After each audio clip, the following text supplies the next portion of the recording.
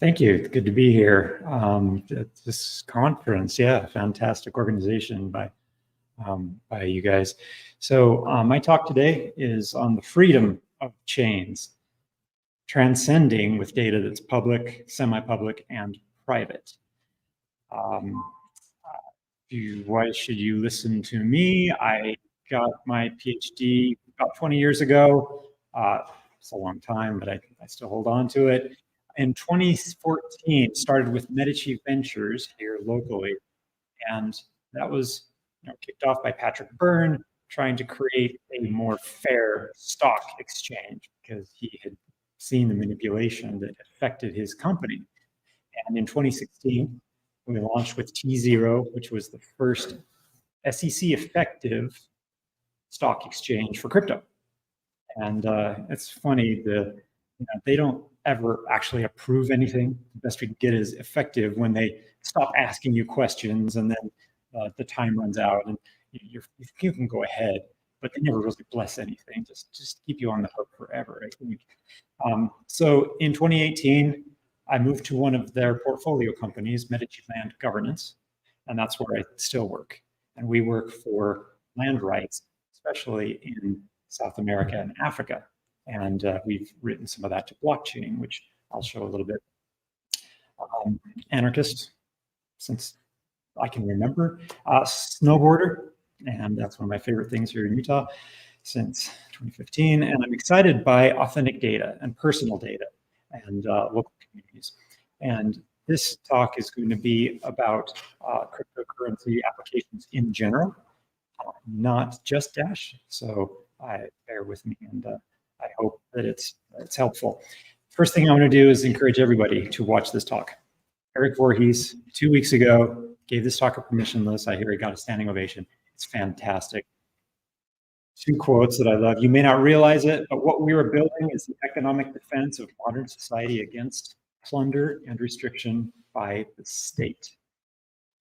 It is no less than a noble reclamation of dignity and grace as free and sovereign individuals in the service of peaceful civilization. That's why we're here.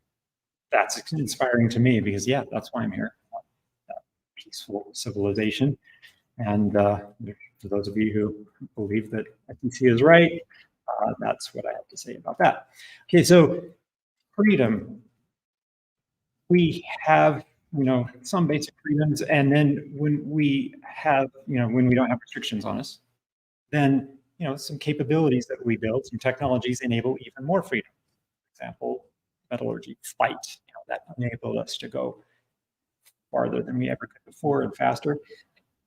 The internet, incredible capabilities that it has enabled for us. And what this talk is a little bit about is, okay, can we get meaningful connection between people with the data that we're playing with? I use the word transcending in my talk. You won't see it on the agenda, but it's an important word because I want to use it to express all those things that we go beyond just trading. That's what I'll get into in this talk. There's a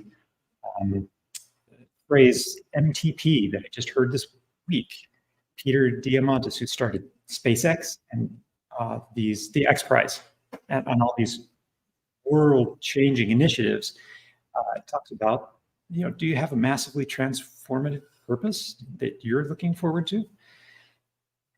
For mine, it's empowerment, and it's just particularly, this meaningful connection and gifting economies. Now, how about you? We were all here for a particular purpose. I'd like to take the next 10 seconds while I finish the sentence and let you think about, what is the grandest purpose that leads you here? Feel free to close your eyes and think about that, because we're all here doing things with money and trade and mechanics of Dash, but we have a larger vision in mind, and it is helpful for us to keep that in mind every once in a while. Once we visualize it more, that'll help it come to pass more. So finally, the agenda of my talk, I'm going to talk about data, public, semi-public, and private data, and how it integrates on chains, and then how we might use it to transcend. Okay, data. Fungible tokens, the Dash coin. You're used to this on ledgers where we've got a public ledger, shows everybody the balances. And there's also private data. I talked with somebody last night, so I have to verify this myself, but I hear that Swift is running with Chainlink and doing transfers across countries.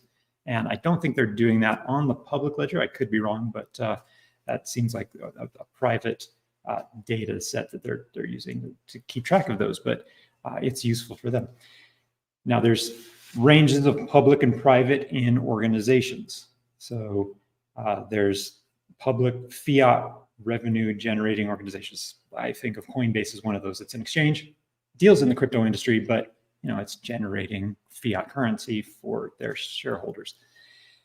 Private fiat revenue generating organizations, those ones that aren't necessarily out there in the public. I know of, a couple here in Utah where people are working together, for example, transacting Bitcoin, and you won't necessarily see them show up in the news.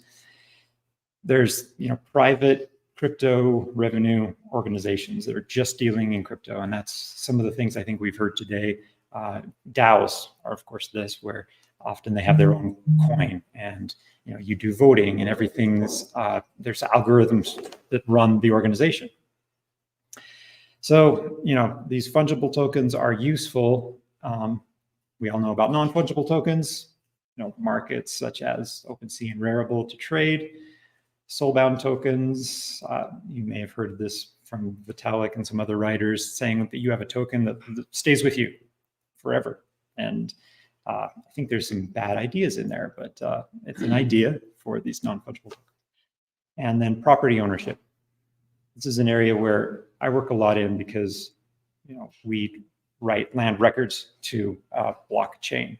And some of the ideas that has come around is, hey, tokenization of assets. Hey, can I represent my house as a token? When the next owner buys it, they get that token. And for my car, that might give access to my car if I can show that I have that token on my phone. So, and takeoff of this is fractional ownership, where, hey, 100 people can buy into an apartment complex, and each one owns 1/100th of that token. I'm not convinced that all of those are good applications. I think there's a huge problem with holders of money like BlackRock, who's going to buy remote properties and buy a large amount of it in an area, and then they have an oversized say in what happens in that area. I don't think there's something that's not quite right about that if you're not living in the area, but conversation for another day. Another point about these is they need keys, more than just keys, because people lose their keys, people die, and keys get hacked. So there needs to be something outside that deals with those tokens. So just a couple of issues there. So this is where I want to go beyond that with some of my experience with signatures. And the records that we deal with at Medici Land Governance are official government records. So landrecords.mediciland.com has a place where you can search. There's 3 jurisdictions on there that have written records to chain. I'm going to show a little bit more of those later. ChromaWay is another company who's been doing this, Latin America. Titan Seal is the company supporting Utah County. I don't know if you've heard, but they write things like marriage certificates, and they record those in I think it's just a Merkle tree in Titan Seal. They're not actually on chain, but the signatures are something that they can use later. So the other applications might be workflows where you show the signatures of people and to show that, hey, my property has actually gone through this process. I'll show a little bit more of that later. And the last one that I want to point out is gifts, offers, and contributions to projects. So, when you contribute to a Dash initiative, you might get payment for that, but there's also, I think, some validity to just a certificate. Hey, I came and spoke at this conference. I can show that off maybe as one of my credentials. And that's what's coming about nowadays in the self-sovereign identity space is there's a standard for verifiable credentials. And that is a basis for issuing these attestations. The companies that are involved there, Sovereign Foundation, kicked this off early on. They are still running a chain and just dedicated for these attestations. Intrinsic and DCO Provenant are companies that are growing in this area. You may have heard of decentralized IDs. That's one of the tech that verifiable credentials use. And DIDs are coming to Dash. If they haven't landed already, I don't think they have. Okay, Ethereum attestation service is on Ethereum, but it's another example of just statements that people are signing and putting on chain. So let me talk through a couple of those just because you guys understand blockchains and their mechanics. Landrecords.medici-land.com, we have this page where you can dive into the transactions that support this attestation. Now, this is all signed by a registrar. And down here, you can see the data included in the transaction. So at the bottom of my slide here is the signature for that registrar that they've published now to chain for anybody to audit. Rwanda is another case, and this one went further because we have a couple of players in the ecosystem. So if you want to see this on our site, you would search for TVS, or transfer of voluntary sale. The notary, when they get into our application, have the ability to mark something as complete. The interesting thing we had to do about this implementation is we had to custody the keys for the notaries. The registrar had it themselves, but notaries, we stored an encrypted version of it on our server so that they could just sign in, unlock those, and retrieve it. The registrar, then, once the notary job got done, the registrar would see the screen, launch their own Electron app, and go look at each record, make sure it looked okay, and hit approve. And at that point, they're looking at the key that's directly stored on their machine. And so it's that signature that they provide every time they sign. And finally, it gets sent to the blockchain after that process. Worldwide, in the EAS is that Ethereum attestation service. Any statement can be signed and put on chain. So this is an example of their scan. The top one is, this person is an accredited investor. Next one is just making a statement. Next one is past KYC. So these are the something that the recipient can now hold and show to the rest of the world that they've got that authority.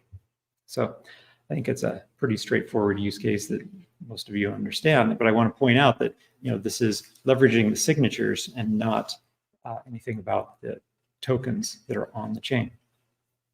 This is one message that somebody has put on there that says, "You estive aquí," which is "I was here." So sample attestation, but it can do other things like marriage certificates. So the requirements when we have these kinds of signatures, on chain, then we need to be able to write arbitrary data in there, and you can always store some information on the side in IPFS, and then have data on chain that points to it. I don't like to go that way because putting things on chain is complicated enough. Trying to look up it in two spots makes it even more complicated. And seeing the provenance of the whole ownership is a lot easier, more straightforward to parse when you've got it in one location. The other thing, of course, that's necessary is that the transactions should be pretty inexpensive to do this. So, of course, all this data is allowing for collaboration. It's not tokens being passed around, but it's signatures that can be validated against a particular workflow. which enables us to do a lot more together. So I've discussed some of the mechanics and the data that goes into these public and private scenarios. So how might we use this to get further than trades? This is another quote from Voorhees' talk, which is, "We impose on no one. We are putting our work out there for everyone to vet and use, and that's how you determine if it's useful, rather than restricting access like a lot of the governance systems today." And we have that freedom to exchange in a decentralized way. What I'm pointing out here is we can have trustworthy data to coordinate together, and that gives us a heightened amount of freedom. So let me talk about the public data that we've got. We've got, with tokens, limited number of self-sovereign tokens. You own the keys to it. You choose when to transfer. No bank can just go into your account and take it from you and give you a haircut. Business reputation is another thing that you might want to put out there for the public to see. This is an interesting site, HonorPay. It's not cryptographically tied to the users. It includes some hashes, but you can see people are using it almost every day and giving a shout out to somebody random out there in public.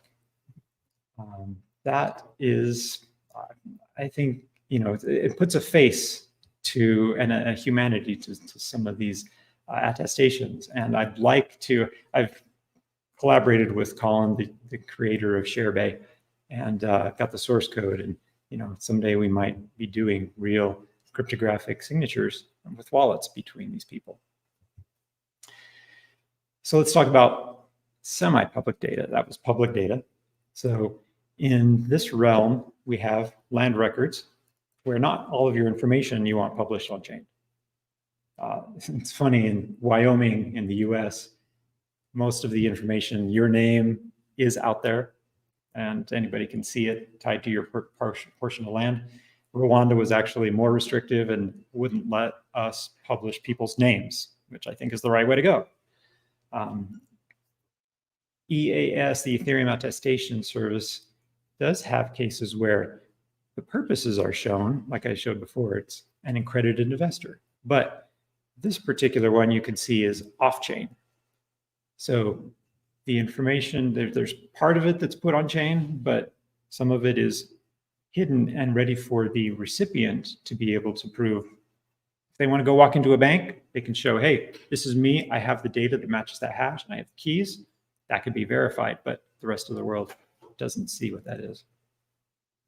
A quick note on that: highly recommend not putting encrypted data anywhere in public. Even on-chain encrypted data, who knows when that can be hacked? But the hashes are something that you put on that can be used later to prove that you're a recipient of that information. So now let's talk about private data. So this is mostly off-chain, right? You've got lots of messaging tools we all know about to send private messages between one another. But beyond just the messaging, there's actual use to chains of data that are permissioned. So I always hated the term permissioned chain because it locked people out. It wasn't public. But I've realized that there are so many purposes for it, especially when individuals want to transact. So the first cases have been CBDCs and supply chains.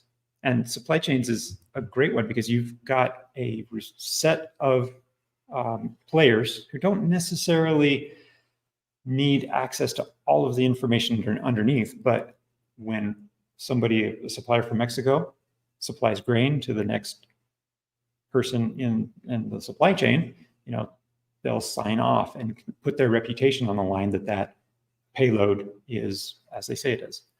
So Hyperledger has done some of those implementations. ACDCs. How many have heard of ACDCs? Yeah. Sam Smith invented this, he loves four-letter acronyms. So this is something I highly recommend looking at in the future because it is a secure way of representing a chain of data. And you start with keys that can be rotated later. And then you can have delegates from, for permissions.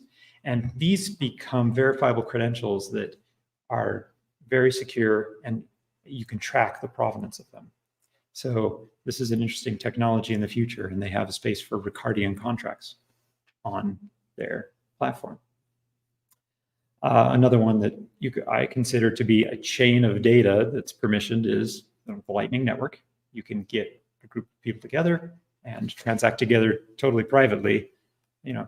If you want to link to the broader network, you can, but it's not necessary. And then there's Sphinx Chat, which was actually invented here in Utah as well, and that has Bitcoin and messages that you could send. So back to my word, transcending. Tokens trading are good. I would assert that free association is even better, and that's what I'm here for. We want to create. Everybody in this room wants to make something that's better for society. And so how do we find the people that want to work on the same projects? How do we experiment together quickly?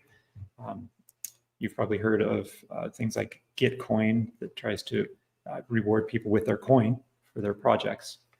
I hope that there's a lot better ways to do this in the future, and that's what I'm trying to build. I'm glad to hear at least a little bit of a chuckle here because, we realize that this is not how we want to collaborate by sharing our private keys. We want to find ways that we can find projects that we want to work on. I will say that gifts are the best. So this is going beyond just the trades that you're tracking, and you're keeping track of how many decimal points that you've transacted and what the fees cost. We can use what I just showed for signatures as credentials between one another.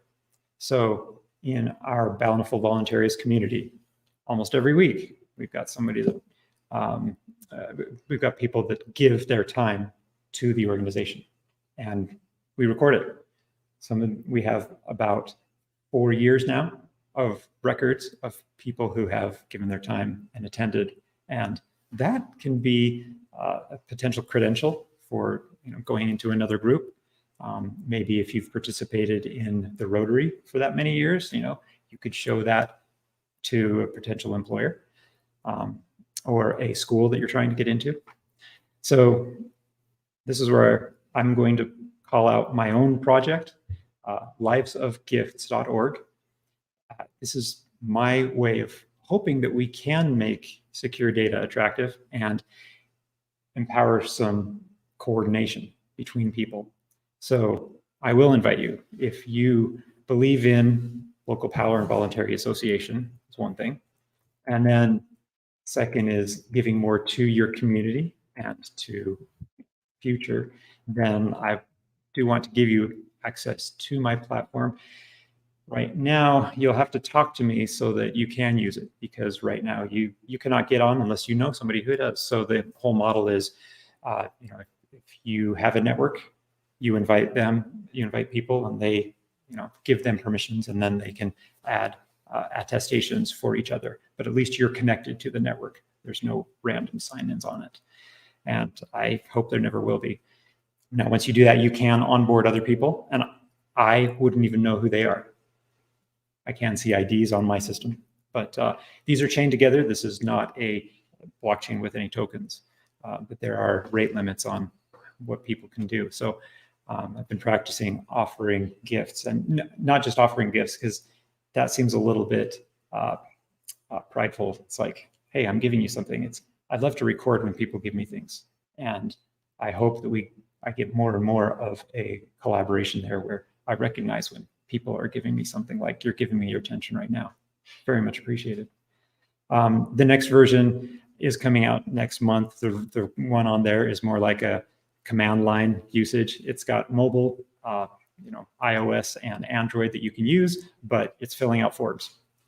So the next version I plan to make, I hope next month to release, to make it so that my wife can use it, my neighbors can use it, and we actually start building some support for each other in the community with projects.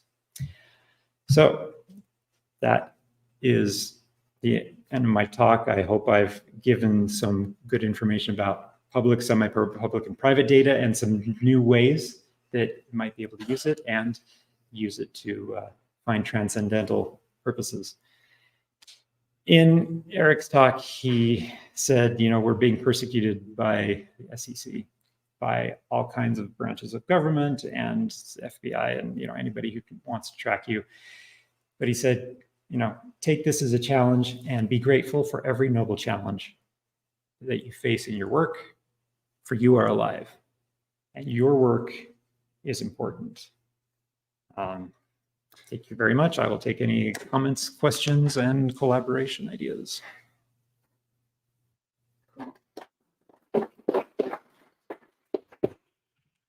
So what's the purpose of your site? Can you explain what specifically you're trying to accomplish a little bit more concrete? Love to. Yeah. So the question is, can I explain a little bit more what the concrete reason is for my site?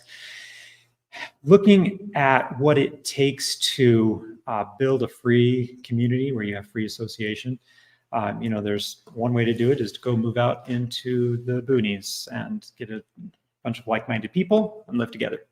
Great. That's not going to be my life. My wife does not want to move out of the city, and I have a lot of friends here. So, what can we use to collaborate together? And I've seen some of the time-based tokens, Berk shares and things that, hey, if you can get a community to work together on the same monetary system with merchants, that's awesome. Before getting to that point, I'm hoping we can use time as directly, not to translate into a token, but just to say, hey, be able to propose projects, like somebody has mentioned, putting a bench into their playground. They don't want to go through the HOA, they just want to do it, but can they get enough people interested in it? Well, let's propose that as a project, and let's use it like crowdfunding for time. Hey, I'll give $100 if we can get 5 other people. That's a money assertion, but I will give my time to gardening if you can get 5 other people to join us on that day. And can we build more and more of those that are concrete directly to something that everybody has? Everybody has time, don't have to translate it to money. And that's my hope, is that we can grow more initiatives like that and crowdfund some things directly. Thank you. That's the big picture idea for it. Yeah, the comment I have is it's interesting to think of, like, you want to use like sort of this tech and to spur, to like mitigate atomization, but to like encourage in real life collaboration, which is a nice nexus. Yeah. Let's hope we can get people together, and just like this, awesome. It doesn't happen enough.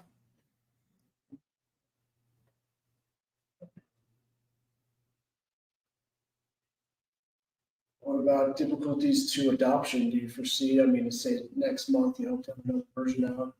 Whether it's your project or a similar one, what are some potential hurdles to adoption? So the question is, what are potential hurdles to the adoption of like my initiative? So the regular person doesn't see really a need for a tool and see a need for the tokens. So one approach I want to take is, while I'm encouraging all my neighbors and friends and family to get on it, and I want to take it to places like the Scouts, the Rotary Club, anywhere like kids may donate time, and let them record it, because then they'll have a verifiable credential that they could take to, say, the next schooling that they want to go to, or we could use it in employment and say, here's the kind of time that I've given. And one important aspect, I think, is not just that it's recorded on there and that I've said I did it, but other people recognize it. It's like, how many people can get together to confirm that I have? Now, with one aspect that I think is important is if we have those confirmations in a community and I meet somebody I don't know, is there somebody that links us together? In my particular implementation, I do have on the server saved one, and I can show one connection in between you if you've got one. I'm not going to show everybody. I'm not going to expose your private data, but if you have one, then we hash those together and in a privacy preserving way, show that you have a connection between you. So I'm hoping that, with some verifiable credentials that somebody can show their next school or employer, that will be a hook to get people into it. The other thing that I'm hoping is to make it more fun to use. I'm an engineer. I'm not the one to do that. I'm getting designers to help me, but maybe I show a unicorn like Asana does, but just to recognize other people's gifts. So every morning I've tried to get into the practice of recording who has given me something in the last 24 hours. And, that's something that I do for my own soul, something that builds gratitude in myself. So, if that's a practice that we all get, used to, then that builds connection between people. So a couple of ideas there. Yeah, we had a comment here from, you can probably read it from James Doe. It seems like he's asking about merchants, but he might focus more just. It says you have to offer something merchants can actually use. If merchants provide you food, how will your technology help them make more food or better decisions? Great question, because I've purposely avoided tokens as something that can be traded. And so I've got two answers to this. One is that the aspect of time, I think, can bring us to a more fair world in the future. When I imagine a future I'd love my grandkids to live in, it would be one where people are not using money as much to support their basic lifestyle. They can make a living and use most of them, maybe on 3 hours a day of work. Most of their time is creative. We get into a cycle right now where we just to live, we have to go into debt just to have a place to, live in, a house. And this is encouraged by banks, by credit card companies, by everyone. Get in debt to get your car. What if we just provided a basic sustenance for people? That's a controversial statement. So, but I think that would be a better world because people will give their time to things that are important. I believe that we will, my neighbor down the street would still work in water. He works for the city for water management. And, water is still something that's critically important. People will be interested in it. I think that we can have people donate their time and, donate their time at the grocery store so that would, help out their community. I just heard somebody talk here in this room about how he is working at a gas station. And I'm guessing that's, part of that is, he said part of that was to get to know his community. And I think that's very commendable. So I think that donation of time is going to be an aspect that will help. The other one I think is just gifting. I'm looking for people in my community to grow that gifting part. I'm going to stop right there because it's not fleshed out as much, but I do think in the world in the future, we could base it on gifting. We had gifting economies before Romans imposed tributes and coins and money on people. I think we can get back to gifting communities again.